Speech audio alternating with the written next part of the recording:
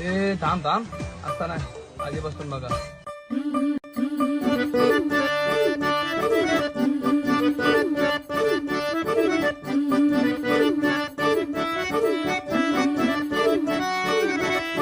माझ्या कोकणचो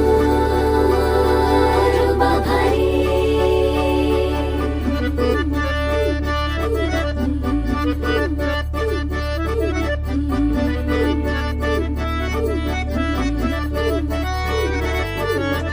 कोकणचो रूपा भारी माझ्या कोकणचो बाई तो रो भारी दिसते भारी गणपतीची स्वारी अन आला धादिस मामाच्या घरी.